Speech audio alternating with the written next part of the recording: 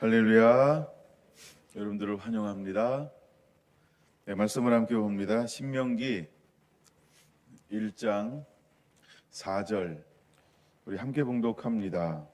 그때는 모세가 헤스본에 거주하는 아모리 왕 시온을 쳐 죽이고 에드레이에서 아스다롯에 거주하는 바산 왕 옥을 쳐 죽인 후라. 아멘. 자, 하나님의 마음 10번째입니다. 작은 제목은 다음 발걸음을 준비하라. 두 번째입니다. 다음 발걸음을 준비하라. 두 번째입니다.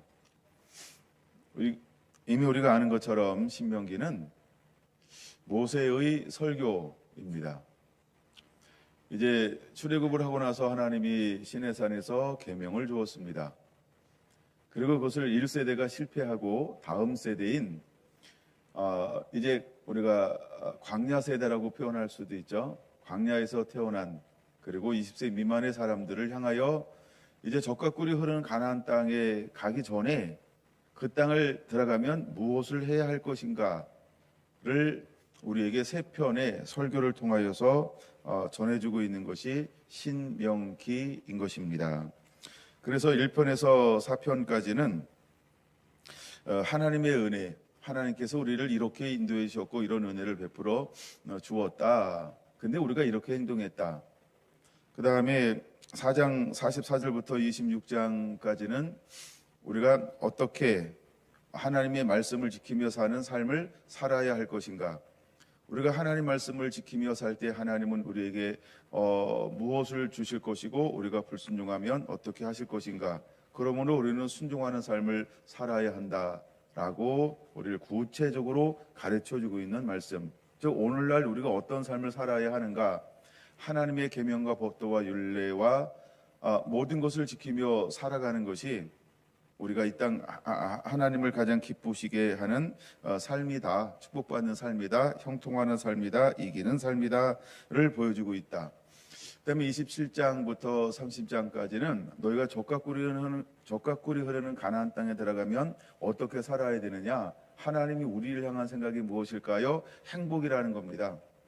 행복이라고 하는 거죠. 그럼 행복한 삶을 살기 위해서 우리가 어떻게 해야 되느냐. 장차 되어질 것에 대해서 하나님께서 우리에게 말씀해 주고 있습니다. 그래서 말씀에 순종하면 축복받는 삶을 살고 말씀에 불순종하면 저주받는 삶을 살 것이다. 대표적으로 28장이 그런 말씀들인 것입니다. 그 다음에 이제 31장부터 34장까지는 다시 한번 저 말씀을 정리하는 부록이다. 뭐 이렇게 정리하는 말씀이다. 뭐 이렇게 분류하기도 합니다. 그래서 모세는 이스라엘 백성들에게 광야에서 애굽에서 살 때에는 이스라엘 백성들이 말씀이 율법이 주어지지 않았습니다. 그저 아브라함에게 했던 약속, 야곱에게 했던 약속, 아니면 이삭에게 했던 약속. 그래서 그들은 아브라함의 하나님, 이삭의 하나님, 야곱의 하나님 그 하나님을 알므로 섬기게 되었습니다. 그런데 이제 출애굽한 이후에는 어떤 것이 가능하게 되어졌냐면 보고 듣고 배우는 것이 가능해졌고, 그래서 모세는 이스라엘 백성 다음 세대에게 한 세대가 실패하고 그 다음 세대는 성공하는 삶을 살아내기 위해서 또 젖과 꿀이 흐른 땅에 들어가서 이제 하나님의 샘플, 하나님의 모형, 하나님의 영광을 드러내는 그 한 민족이 되기를 원하는 출애굽기 19장의 말씀을 기억해서 이제 모세를 통해서 하나님은 이스라엘 백성들에게 하나님의 말씀을 가지고 어떻게 살아내야 되는가를 보고 듣고 이제 가르치고 있는 장면이 신명기인 것입니다. 우리가 신명기는 모세 오경 중에 하나라고 이야기합니다. 창세기, 출애굽기, 레위기, 민수기, 그 다음에 신명기 이렇게 이야기합니다. 여러분, 우리가 창세기가 중요할까요? 신명기가 중요할까? 어떤 의미에서 창세기는 온 세상을 열고 창조한 섭리에 대한 놀라운 계획이 드러나 있습니다.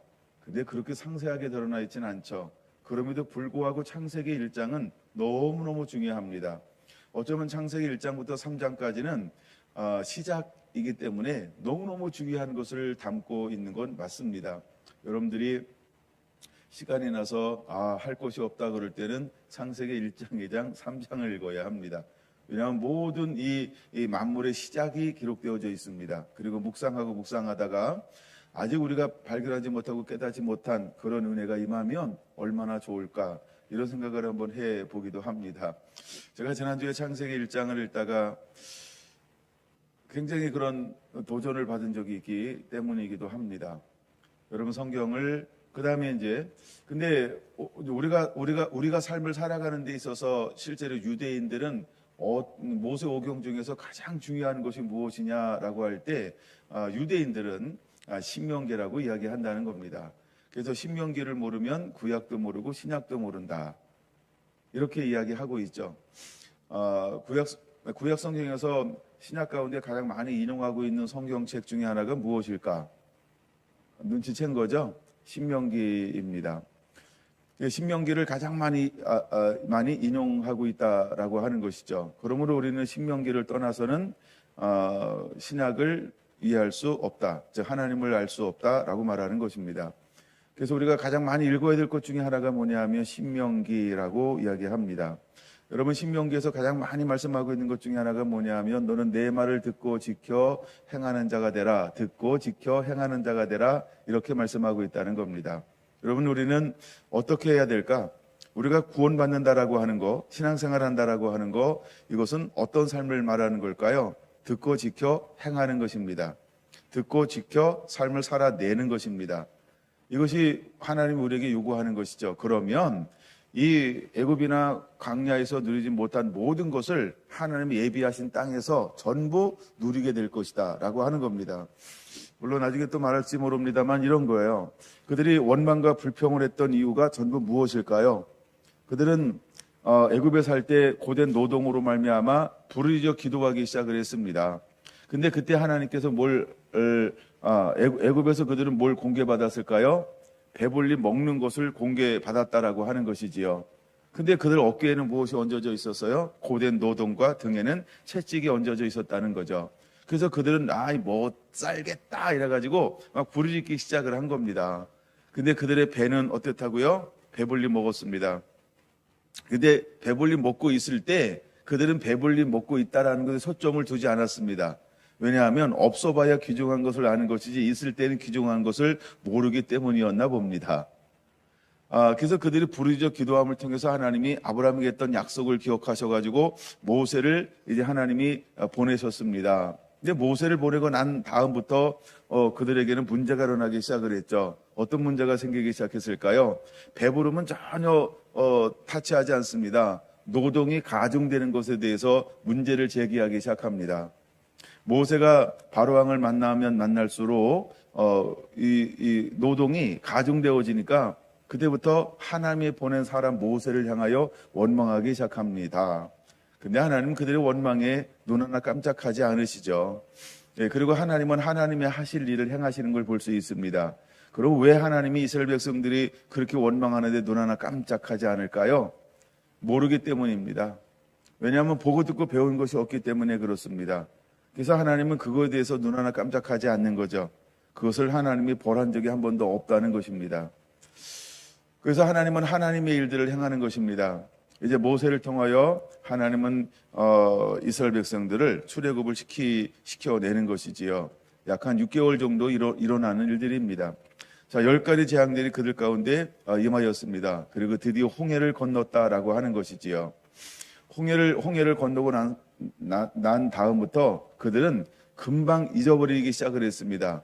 그리고 금방 그들은 무엇을 추억하기 시작했습니다. 무엇을 잃어버렸을까요? 하나님의 놀라운 기적과 능력과 사랑과 그들의 기도에 응답된 것을 금방 잊어버렸습니다. 문제 해결됐다는 것이죠. 근데 그들에게 다가올 때 어떤 것이 다가왔을까요? 우리의 힘과 능으로 우리가 가만히 있는 게 아니죠. 우리가 고된 노동을 한 대가로 우리는 어떤 삶을 살았다? 공개받는 삶을 살았다. 받는 데 익숙했나 봅니다. 근데 뭘 잃어버린 거예요? 고된 노동을 잃어버렸다는 겁니다. 여러분, 그들은요, 젖과 꿀이는 땅으로 돌아가자 바벨론에 있었던 그 앙망함은 전혀 없었다는 거예요. 근데 그들의 앙망함이 무엇으로 표현되어지는 거예요? 아브라함이 하나님, 그들은 고된 노동으로 하나님께 부르짖은 거예요. 그들이 부르짖었을 때 하나님이 뭘 생각한 거예요? 아브라함과 이삭과 야곱의 언약을 기억하신 거예요. 백성들이 기억한 거 아니라는 거예요. 그들은 뭐만 했다는 거예요? 부르짖기만 했다는 거예요. 그랬더니 하나님께서 아브라함과 이삭과 야곱에게 했던 약속을 하나님이 기억한 거예요. 그 다음에 바벨론의 포로는 전혀 다른 겁니다. 바벨론의 포로는 뭐예요? 예루살렘을 기억해요. 누가? 백성들이요. 뭐해서? 포로 삶을 살면서요. 근데 바벨론에서 포로의 삶을 살 때 그들이 고된 노동을 했을까요? 아니요. 그렇죠? 그러니까 이 질적으로 다른 거예요. 그럼 오늘날은 여러분 우리가 고된 노동도 아니고 그 다음에 우리가 삶을 살면서 이 마지막 때 우리는 무엇을 바라보고 소망하며 부르짖어 기도하고 하나님의 사랑하는 삶을 살아야 할 것인가? 이건 또 다른 관점이죠. 여러분 마지막 때 배도하는 일이 일어나는 것은 정말 마지막 한순간이에요. 근데 더 긴 삶 동안은 우리가 무엇을 추억하며 삶을 살아내고 있는 자가 되어야 할까? 우리 삶 가운데 아무 불편함이 없잖아요. 기도하지 않습니다. 부르짖지 않습니다. 하나님 언약과 말씀, 약속 전혀 기억나지 않습니다. 누가 그걸 기억하면서 하루 일과를 보내겠어요? 자기 일에 바쁜 거죠. 자기 업무에 바쁜 거죠. 자기 삶에 바쁘고 그냥 그것을 즐기는 거죠. 근데 여러분 우리에게 약간 좀 귀찮음이 있어야 됩니다. 어려움이 좀 있어야 합니다. 약간의 고난도 있어야 합니다. 좀 더 쓸까요? 어느 정도 환난이 있어야 합니다. 그럴 때 우리는 기억하는 겁니다. 하나님이라고 말입니다. 근데 그 하나님을 찾는 것 가지고 될까요? 여러분 마지막 때는 정말 우리에게 필요한 것이 있는데 하나님을 진정으로 사랑하지 아니하면 하나님을 찾지 못하는 때에 우리가 살고 있다는 겁니다. 아무 문제가 없어요. 하나님을 섬길 이유가 없잖아요. 정말 부르짖어 기도할 이유가 없잖아요. 여러분 천국을 소망하며 여러분은 그렇게 막 금식하며 기도합니까? 천국을 소망하며 금식하는 분이 있습니까? 다 문제 해결을 위해서 금식하는 거 아닙니까? 대부분. 그렇죠? 아니면 내가 은혜 받으려고 금식하며 기도하는 것이지요. 하나님의 나라와 의가 이 땅 가운데 이루어지기를 위해서 나 100일 작정 기도 이런 거 하시는 거 들어봤습니까? 그러니까 이 마지막 때는 하나님을 사랑하지 못하게 하는 세대인데 그저 이 땅 가운데 평안하다라고 하는 것이 실제로 이루어진 시대에 우리가 살고 있다라고 하는 것입니다. 자, 다시 처음으로 한번 돌아와 보겠습니다. 근데 이 철급한 백성들은 하나님에 대한 말씀이나 언약이나 하나님에 대한 소망이 거의 없습니다. 하나님에 대해서 뭐라고 표현해도 가오냐 하냐면 거의 무지한 상태다 이렇게 봐도 별로 그 상태의 삶이었다는 것이죠. 근데 하나님은 이제 모세를 통해서 무엇을 보여주기 시작합니까? 하나님이 어떠한 분인지를 보여주기 시작을 하는 것입니다. 하나님이 어떤 분인지를 보여주기 시작하는 겁니다. 그래서 너희는 이것을 보아 여호와를 알게 되리라. 이 끊임없이 이 단어를 사용하는 이유는 두 가지 측면이 있다는 겁니다. 하나는 하나님 이스라엘을 깨우겠다. 또 하나는 열방을 깨우겠다. 이 두 가지 의미가 있다라고 하는 것입니다. 하나님은 모세를 통하여 하나님을 드러냅니다. 그래서 끊임없이 하나님을 드러내면서 이스라엘 백성들이 이분이 아브라함의 하나님이구나. 이런 분이 이삭의 하나님이구나. 이분이 야곱의 하나님이구나. 그는 하나님이 어떤 분인지를 또 우리가 언약하셨던 하나님이 어떤 분인지를 또 우리가 하나님 왜 모세를 보냈는지 왜 우리가 적과 꿀이 흐른 땅에 들어가야 하는지에 대한 하나하나를 배워가기 시작하고 있는 과정에 있습니다. 자, 말씀이 점점 회복되어지고 있는 것이지요. 점점 말씀이 회복되어지고 있다라고 하는 것입니다. 그럼에도 불구하고 하나님은 어떤 사람들을 들어 쓰실 수 없었을까요? 하나님을 인식하지 않습니다. 하나님께 마음을 두지 않습니다. 하나님께 눈을 두지 않습니다. 하나님께 귀를 기울이지 않습니다. 하나님의 말씀을 가지고 살려고 하지 않습니다. 하나님이 이 사람들에게 오래 참으시지 않으셨다는 겁니다. 내가 너희에게 내가 너를 어떻게 하랴 하나님이 말씀하고 있는 것입니다. 나를 향하여 원망하고 나를 멸시하고 나를 싫어하며 끊임없이 자신들의 말로 속삭이는 저 사람들을 향하여 내가 어떻게 하랴 이것이 바로 하나님의 마음이었다라고 하는 것입니다. 자, 그들은 이제 하나님 앞에 자기들이 원하는 것을 아뢰는 법을 하나하나 배워가기 시작을 하고 있었습니다. 그때 그들은 신명기에서 2장이죠. 정탐꾼을 세워서 저 땅을 한번 보고 왔으면 좋겠습니다 라고 계획을 세웠고, 근데 놀라운 건 하나님이 그 계획을 응답해 들어주었다라고 하는 것입니다. 여러분, 민원청구가 청구대오가 되는 것이 무조건 좋은 것일까 안 좋은 것일까 한 번쯤은 고민해 볼 부분도 있긴 한데, 근데 이 장에서 그들이 정탐꾼을 파송해서 하나님께 주시라고 한 땅이 어떤 땅인지를 보고 오고 싶어 했다라고 하는 겁니다. 자비와 긍휼이 많으신 하나님이 응답해 주었다는 것이지요. 근데 그 지도자를 파송해서 보고 왔을 때 그들은 어떤 것으로 보고하고 있냐는 것입니다. 여러분, 그들은 분명히 말합니다. 민수기 13장이죠. 적과 꿀이 흐르는 땅을 정탐한 사건을 우리는 기억해야 한다는 것입니다. 어쩌면 우리가 내 기도가 들어서 응답되는 것보다 하나님의 말씀을 내가 순종해 가는 것이 훨씬 나을 수도 있다. 이거 한번 생각해 보셨으면 좋겠다. 이런 마음이 듭니다. 그들이 적과 꿀이 흐르는 땅을 갔다 왔습니다. 근데 그 땅에 갔다 왔는데 그들이 민수기 13장 31절 무엇이라고 보고하고 있습니까? 그들은 우리보다 강하다라는 겁니다. 거주민을 삼키는 땅이라고 보고합니다. 신장이 장대하다라고 보고합니다. 그 땅은 우리가 차지하지 못한다라고 악평하기 시작을 했다는 것입니다. 분명히 그들은 부푼 꿈을 가지고 여기까지 왔습니다. 그럼 그 땅을 차지하는데 어떤 땅이면 차지할 거라고 생각했을까요? 여러분, 우리가 착각하는 것이 있을 수 있어요.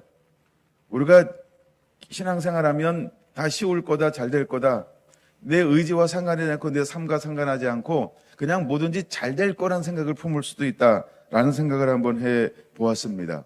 우리가 그저 조금만 주여 그러면 하나님은 나를 아시는 분이라고 분명히 말씀했으니까 내가 아는 걸 나를 만족할 거야 라고 생각할지도 모릅니다.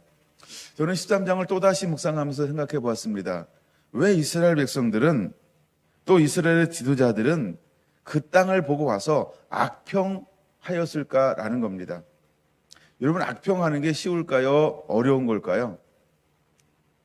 이 사람들을 우리는 육의 사람이라고 표현하는 겁니다. 육은요, 뭘 하기가 쉬울까요? 비방하는 게 쉽습니다. 우리가 감사하는 게 쉬울까요? 불평하는 게 쉬울까요? 불평하는 게 훨씬 쉽습니다. 만족하는 게 쉬울까요? 불만을 갖는 게 쉬울까요? 불만을 표현하는 게 쉽습니다. 그럼 여러분 잘 보세요. 아니라고 하는 모든 부정적인 것의 초점은, 그 중심에는 누가 있는 걸까요? 자아라고 하는 내가 있기 때문입니다. 그러니까 내 중심으로 모든 걸 판단하고 생각하기 시작하니까 나오는 단어들이 교만이고 비방이고 거역이고 감사하지 않고 거룩하지 않음, 뭐 이런 거, 절제하지 못하고 사납고, 그 다음에 비방하는 걸 두려워하지 아니하고, 조급하고 배신하고 자만하고, 이게 전부 자기중심에서 나오는 1차적인 생각이라고 하는 것입니다. 그러면 적과 꿀이 가나안 땅을 들어갔는데 그들은 누구의 시각으로 보고 있다라고 하는 걸 보여주고 있는 걸까요? 내가 원하는, 내가 꿈꾸는, 내가 바라던, 내가 기대하던, 내가 그리던 아니라는 겁니다. 아니라는 거예요. 도대체 우리의 인생 가운데는 얼마나 쉬워야 돼요? 누워서 누군가 떠다 주는 밥을 먹고 살고 싶은 거 아닌가요? 손 하나 까딱하지 않고. 점점 실제로 과학이 발달되면서 손 하나 까딱하지 않아도 다 움직이죠. 우리 사랑하는 딸 이름 부르니까 다 되더라고요. 물론 발음이 그렇습니다만 진이 다 해주더라고요. 손 하나 까딱하지 않아도. 여러분 집에도 진이가 있는지 모르겠습니다. 저희 집에 진이가 오면 헷갈리기 시작할 겁니다. 진이야 이렇게 부르면 진이가 대답하는 게 아니라 다른 게 움직이기 시작할 겁니다. 그러니까 우리가 이런 시대를 혹시 여러분 꿈꾸고 있는 건 아닌지 모르겠습니다. 어쩌면 이스라엘 백성들이 그런 걸 꿈꿨나라는 생각이 들 정도로, 여러분 그들은 무엇을 보고 배워야 했을까? 하나님의 사람 모세를 통하여 하나님의 보내셔서 그를 통하여 행하신 일들은 그들이 할 수 있는 일이 하나라도 있었을까요? 평상적인 일상적인 일이 하나라도 있었을까요? 이 모든 것은 초자연적인 영역이었습니다. 하나님의 모세를 통하여 행한 일들은요, 초자연적인 영역이라는 겁니다. 일반적인 것도 아니고 보편적인 것도 아닙니다. 그 다음에 약간 힘쓰고 애쓰면 뛰어난 사람들은 행할 수 있는 그런 것도 아니었습니다. 근데 이스라엘 백성들은 생각을 안 했나 봅니다. 그냥 자동 시스템으로 내가 원하면 뚝, 내가 원하면 뚝, 내가 원하면 뚝 뭔가 이루어지는 이런 시스템이 적과 꿀이는 가나안 땅을 차지하는 방법이라고 생각했나 봅니다. 사랑하는 여러분, 너무 쉽게 생각하지 않게 되기를 원합니다. 그냥 내가 아무것도 하지 않아도 내가 원하는 게 내가 가면 척척척척 다 준비되고 대기하고 있을 거야 라고 생각할지 모릅니다. 여러분, 우리가 이 땅에 그렇게 사는 사람들도 굉장히 많이 있지요. 예를 들어 부자들이 그런 삶을 살 수 있어요. 자기가 원하는 것을 미리 얘기해놓고 모든 그 밑에 있는 직원들이나 부하들이 또 사람들이 그쵸, 그냥 내가 움직이면 다 이렇게 모든 걸 이렇게 서빙할 수 있는 뭐 이런 시스템으로 실제로 사는 사람들도 있을 수 있습니다. 제가 영화나 드라마를 보니까 그런 것들이 많이 나오긴 하더라고요. 혹시 여러분 그런 걸 꿈꾸는 건 아닌지 모르겠습니다. 그래서 이런 생각을 해봤습니다. 아하, 이스라엘 사람들이 그런 걸 꿈꿨나 보다. 그냥 내가 움직이면 필요한 게 그냥 뚝딱. 이거 어디서 나오는 거예요? 도깨비 방망이 같은 생각을 한다는 거죠. 뭐 제가 아는 게 도깨비 방망이밖에 생각이 안 났어요. 금 나와라 와라 뚝딱 뚝. 그쵸? 물 나와라 와라 뚝딱 물. 그쵸? 대적이 쳐들어와요 그러면요, 대적이 다 오면서 어느 순간 다 이렇게 쓰러져라 그러면, 그쵸? 뚝딱 이러면 되는 줄 알았나 봐요. 우리가 너무 신앙생활 쉽게 생각하는 거 아닌가요? 값 없이, 노력 없이, 순종 없이, 행함 없이, 헌신 없이 그냥 모든 게 자동 시스템으로 내가 원하는 것이 이루어지기를 원하는 것. 우리가 만약에 이런 사고를 가지고 있다라고 한다면 출애굽을 했던 이스라엘 백성과 무슨 차이가 있을까? 과연 이 사람들이 적과 꿀이는 가나안 땅을 차지할 수 있을까? 여러분, 우리가 영원한 천국 가면 우리가 무엇을 하는 존재가 될까요? 천국의 목적이 뭐냐는 거죠. 우리가 손 하나 까딱하지 않는 것이 천국일까요? 여러분, 우리가 무엇을 해야 할까요? 우리가 예배한다라고 하는 게 어떤 걸까요? 우리가 영원한 천국에 가면 우리는 끊임없이 하나님을 찬양하면서 우리에게 이루 말할 수 없는 정말 거룩하고 행복한 그 풍성하게 넘치는 그 막 자족하는 삶을 막 살게 될 겁니다. 근데 아무것도 하지 않음으로 그 삶을 살까요? 아니라는 겁니다. 가장 부지런합니다. 우리가 하나님을 사랑하라고 할 때 하나님이 우리에게 뭘 요구하는지만 생각해봐도 금방 전 답이 되지 않을까 하는 생각을 한번 살짝 해봅니다. 마음을 다하고 힘을 다하고 뜻을 다하고 정성을 다하는 거, 이거 쉬운 거예요? 어려운 거예요? 여러분, 우리가 100%의 힘이 충전됐으면 정말 100%를 다 써야 그게 하나님을 예비하는 겁니다. 두 번째 계명이 어떤 계명인지 이미 자꾸 체크하고 있죠. 내 이웃을 내 자신같이 사랑하라. 그럼 여러분, 나 자신같이 사랑하지 않는 것은 사랑한 거예요? 사랑한 거예요? 동그라미 쳤죠? 전체 보내는 분이 있고 안 보내는 분이 훨씬 많아요, 지금요. 다 보내줬으면 좋겠습니다. 다 보내야 돼요. 이제 물론 주일날 다 보내면 됩니다. 주일날 저녁이나 뭐 오늘까지 체크해가지고 이제 아니면 뭐 토요일날이야. 어쨌든 체크해서 보내야 됩니다. 다 보내야 됩니다. 언제나 장로님은 다 보내고 있습니다. 그냥 장로님이 아니에요. 그렇죠? 여러분, 장로님을 존경하시기 바랍니다. 자,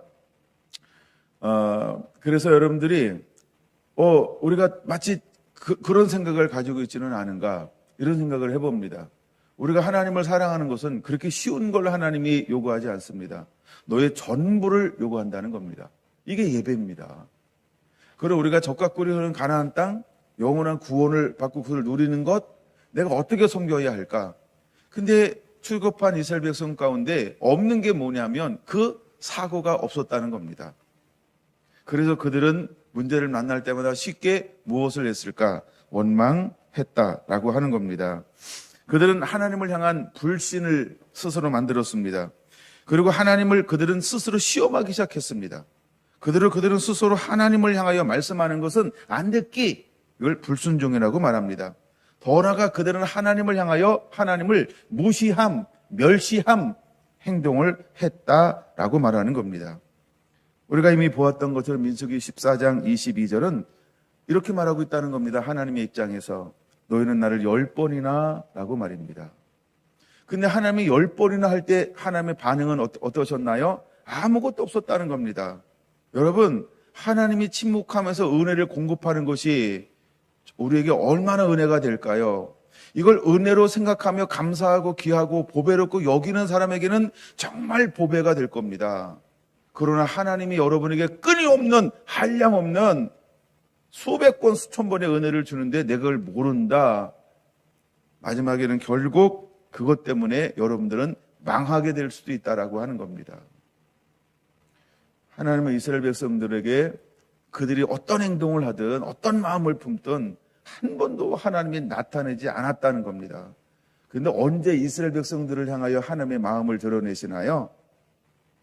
이스라엘의 죄악이 가득 찰 때라고 하는 겁니다.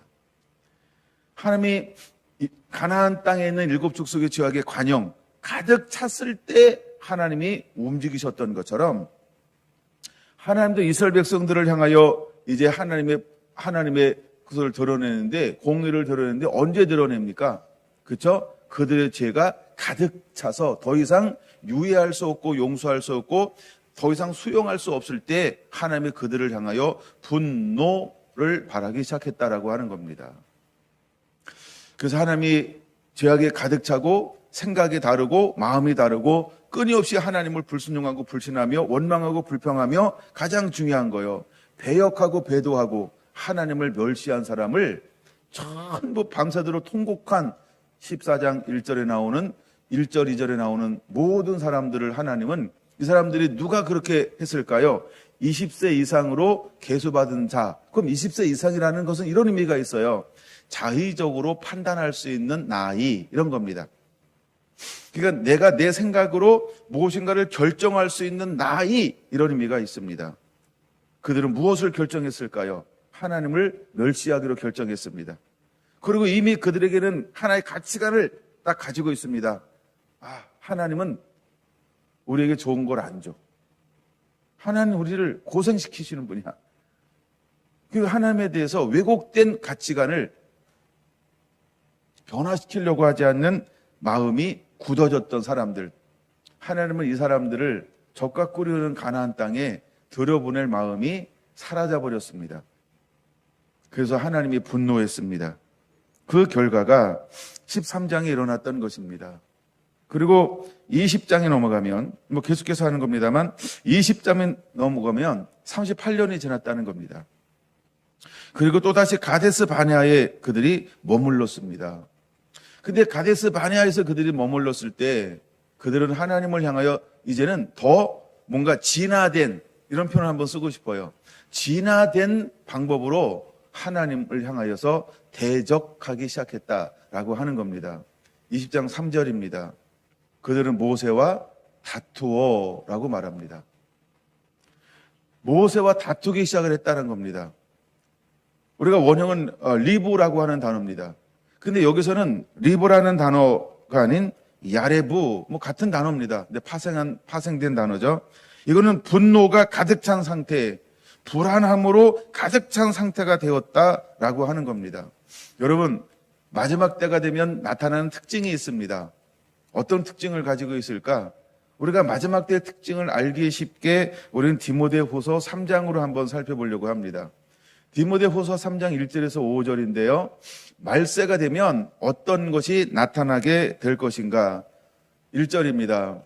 고통하는 때가 이른다는 겁니다. 그 이유가 뭘까요? 2절, 자기를 사랑하는 시대가 온다는 겁니다. 돈을 사랑하는 시대가 온다는 겁니다. 자랑하는 시대가 오고 교만하는 시대가 오고 비방하는 세대가 온다는 겁니다. 이게 고통하는 때는 왜 그러냐 하면 그냥 비방을 그냥 뭐 24시간 할 수 있다는 겁니다. 예.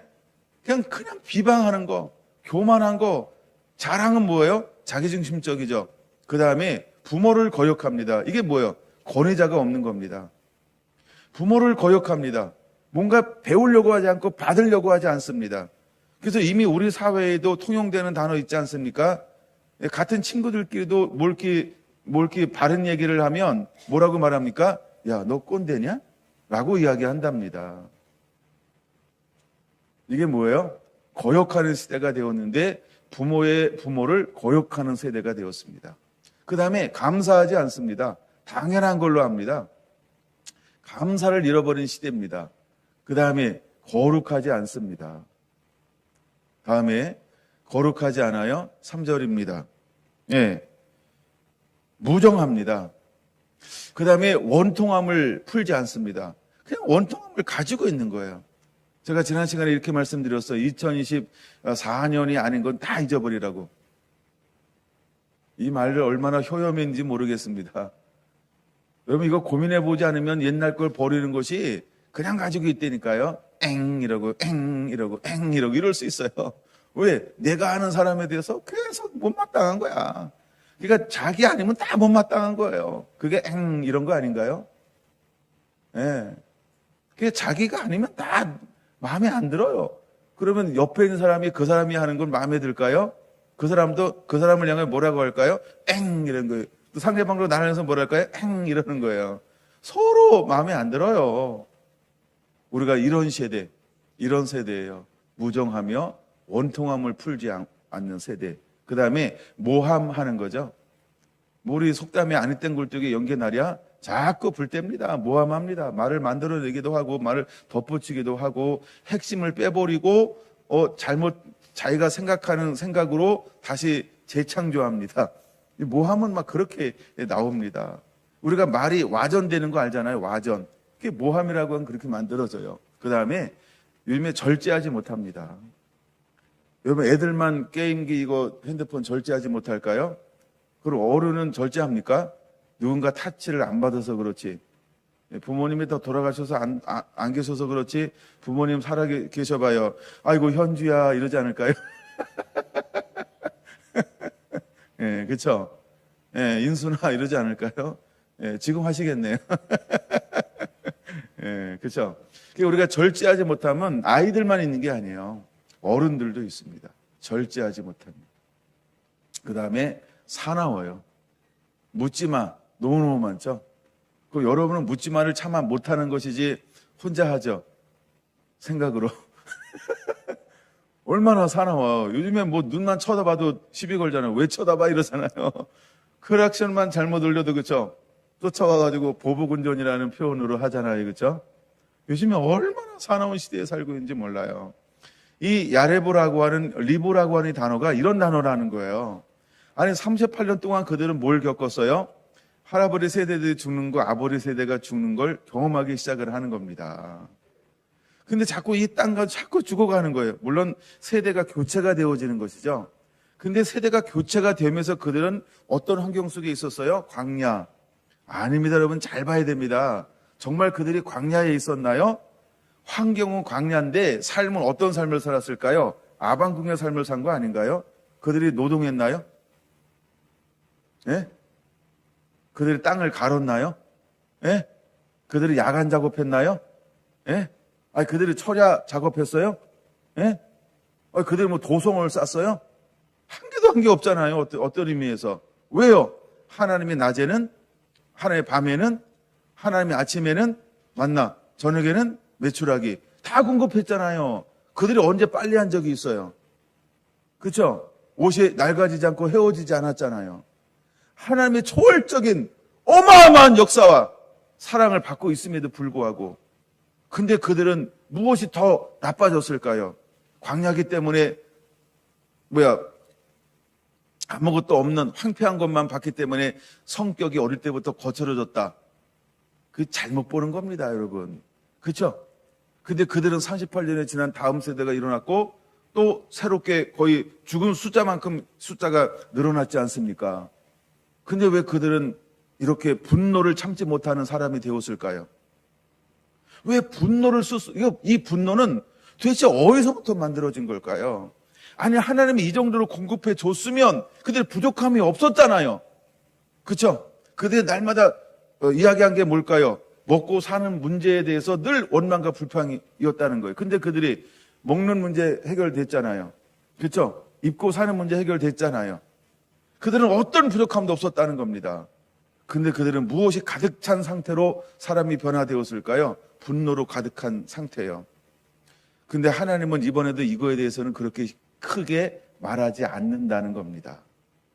왜냐하면 하나님은 또다시 이들을 40년 뒤돌아가 그렇게 하지 않았잖아요. 근데 이 문제를 만났을 때 그들은 뭘 하기 시작하는 겁니까? 모세를 향하여, 모세는 하나님을 대변하는 존재죠. 그들은 하나님을 향하여 하나님을 난 싫어 라고 고백하는 것과 같은 겁니다. 그들은 모세와 다투기 시작했다는 겁니다. 그래서 불안하고 분노가 가득 찼다라고 하는 겁니다. 마치 저는 디모데 후서의 말씀을 보는 것처럼 말세에 이런 것이 고통하는 때가 이르니라고 하는 것처럼 어쩌면 그들은 말세의 백성과 같은 20가지의 성품을 그대로 가지고 있다는 겁니다. 디모데 후서 3장 1절에서 5절은 20가지를 말하고 있는 것입니다. 여러분, 그들은요, 사납다는 겁니다. 절제하지 않습니다. 그 다음에 요즘에 이렇지 않나요? 실제로 선한 것을 좋아하지 않아요. 사람들이 선한 것을 좋아하지 않아요. 같이 약간 이렇게 좀 지저분하고 같은 이렇게 혼탁하기를 원하는 것이지 완전히 구별된 삶을 사는 것, 이 사람 사회생활할 때 왕따 당하죠. 조직생활 속에서 이 사람 견뎌내기 너무 힘든 구조가 이미 오래전부터 만들어지지 않았나요? 선한 것을 싫어합니다. 여러분, 그 다음에 배신합니다.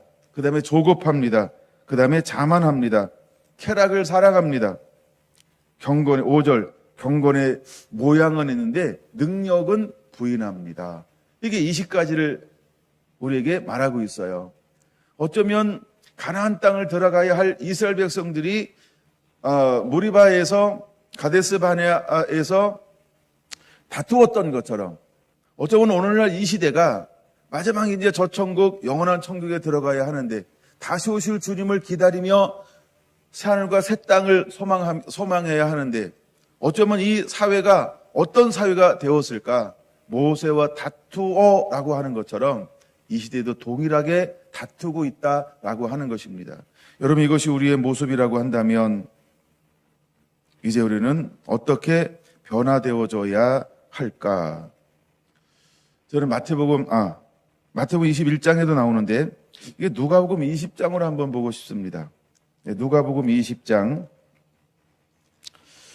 한 주인이 포도원의 분깃을 사람들에게 나누어 주고 갔습니다. 9절입니다.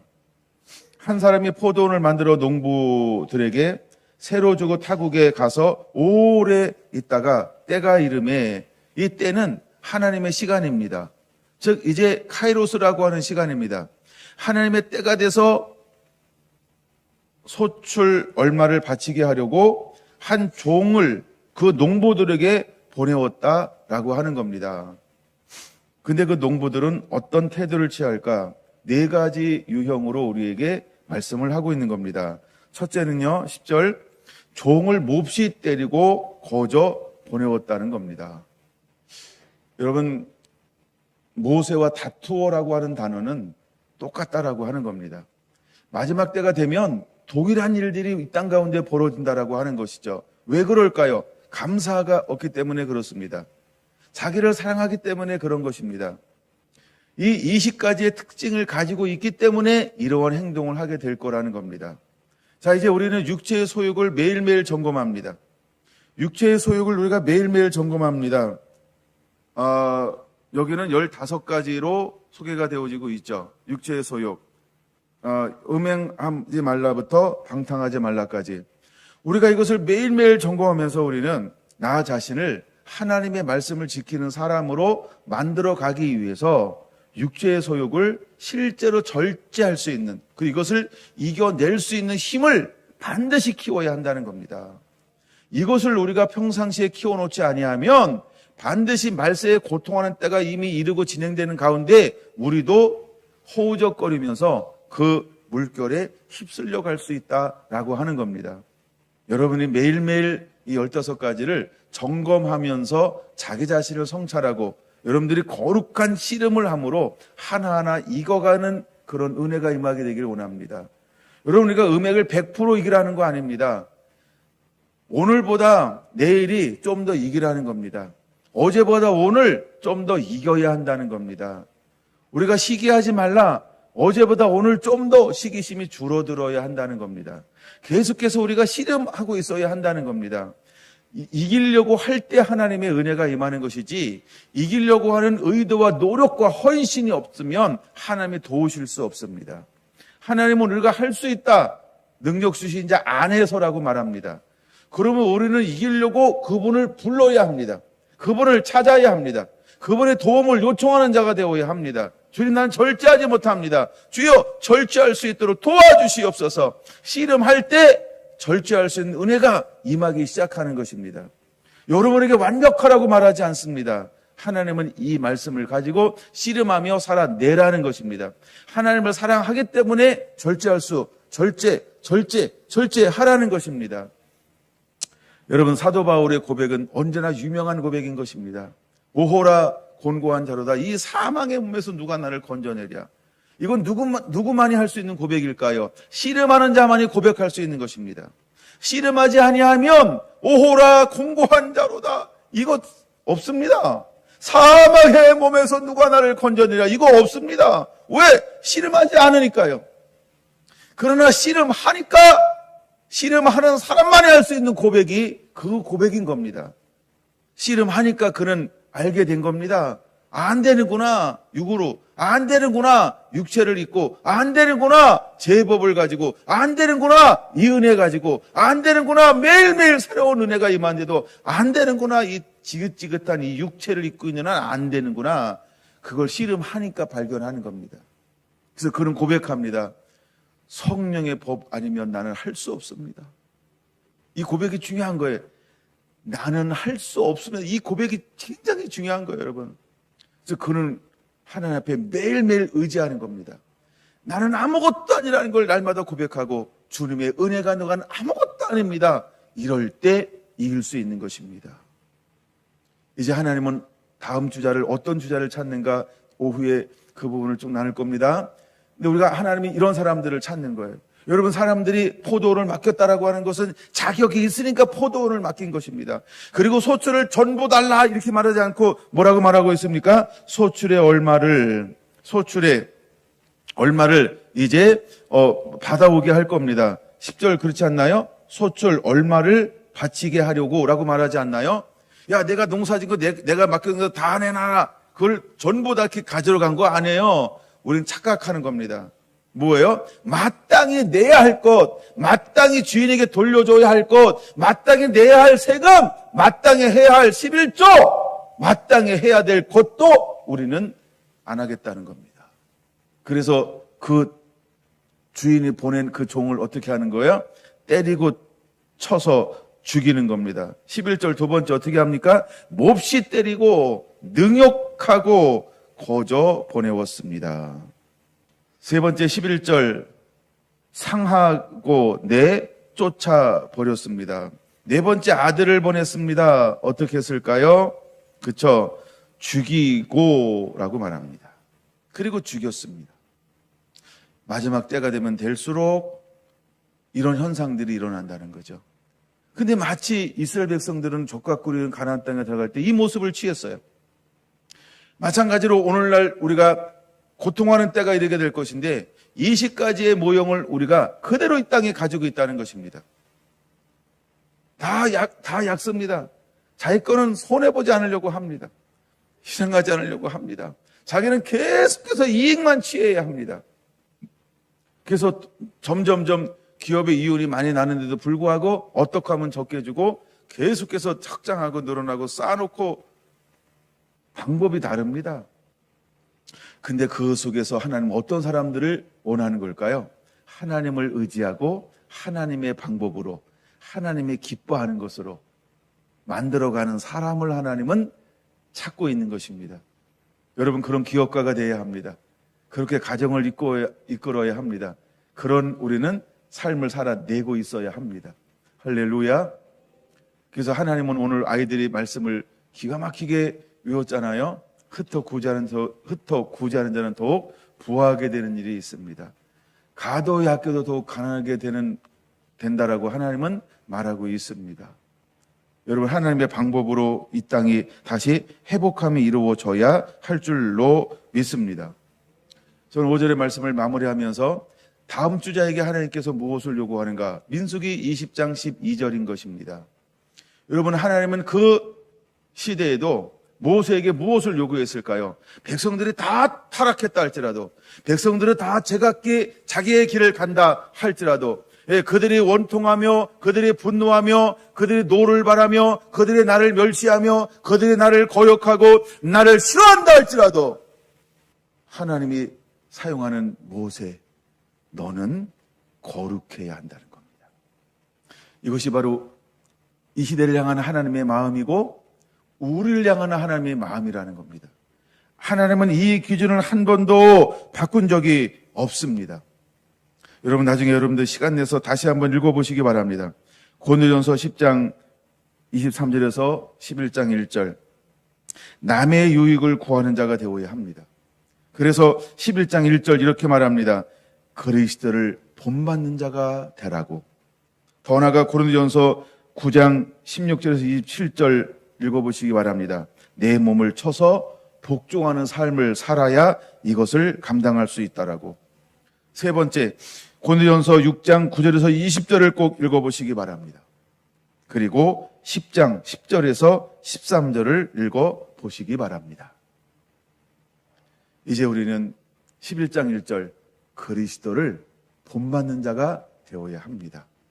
여러분, 모세는요, 하나님에게 뭘 요구했을까요? 너는 남의 유익을 구하는 자가 되어야 한다.